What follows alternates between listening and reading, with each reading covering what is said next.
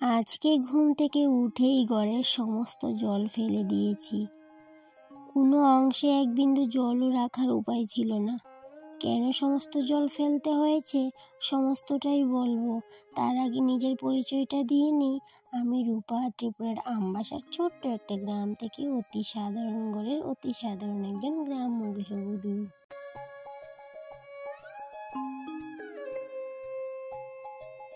তো গত ব্লগে একটা কথা তোমাদের সাথে শেয়ার করেছিলাম।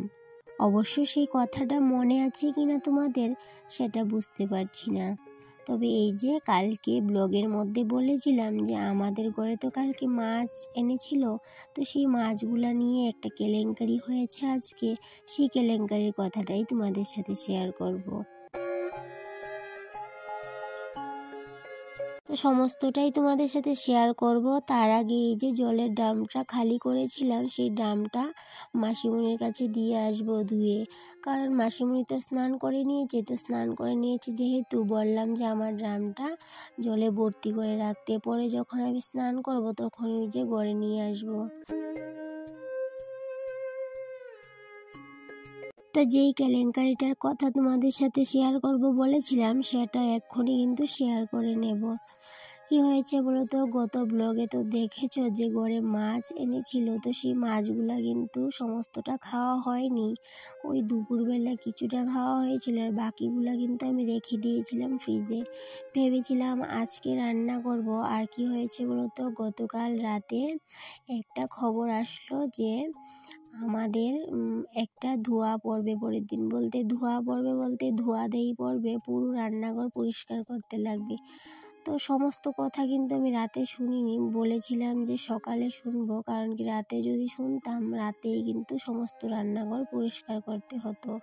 তো সেই জন্য সকালের অপেক্ষায় থাকলাম। আর সকাল হতেই কিন্তু ওই যে আমার জায়ের কাছ থেকে শুনলাম কি হয়েছে।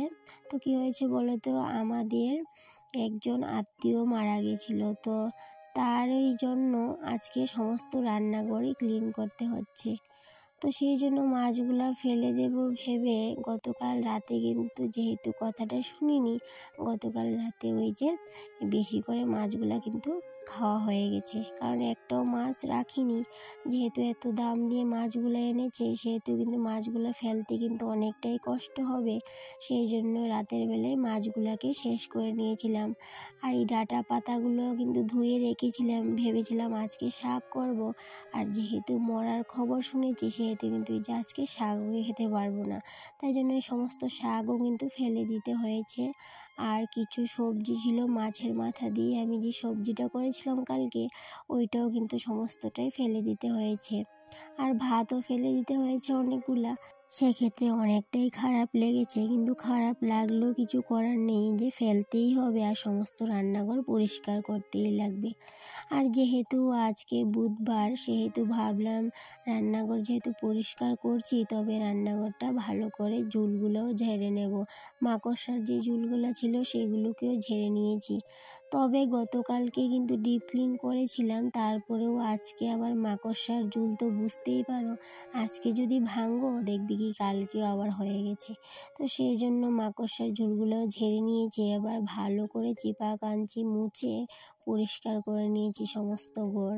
তারপর কি হয়েছে বলো তো, যেহেতু মরার খবর শুনেছি সেহেতু কিন্তু এই যে গোবর দিয়ে ঘর লেপতে হয়। তো যেহেতু আমাদের মাটির ঘর না, এই যে মাটির ঘরে কিন্তু এই যে ফ্লোর ম্যাট পাতিয়ে নিয়েছি, তবে গোবর জল দিয়ে কী করে মুছবো সেই ভেবে কিন্তু কি করেছি বলো তো, গোবর বাড়িতে ছিল না যদিও, ওই অনেক দিন আগে কিছুটা গোবর বাড়ি থেকে এনে রেখেছিলাম, সেগুলো কিন্তু শুকিয়ে গেছে বস্তার মধ্যে।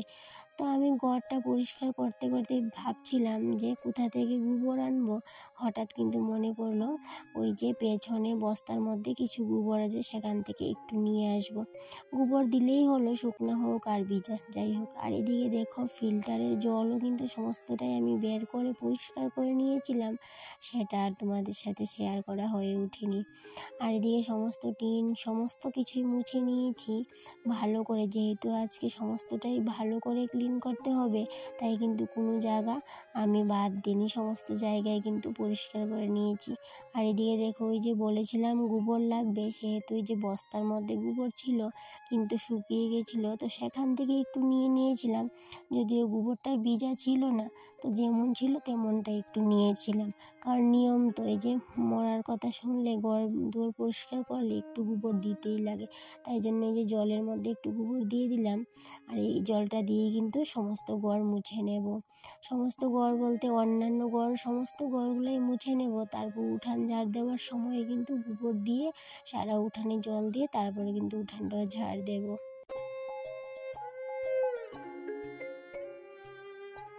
আর এদিকে দেখো কি কাণ্ড, আমি যে প্রত্যেক দিন রান্নাঘর পরিষ্কার করি তাতেও হচ্ছিল না। ভগবান বলল রাখ, তুই কিন্তু আবার কালকে পরিষ্কার করবি, এতই যখন পরিষ্কার করার ইচ্ছে তো ভালো করে পরিষ্কার কর।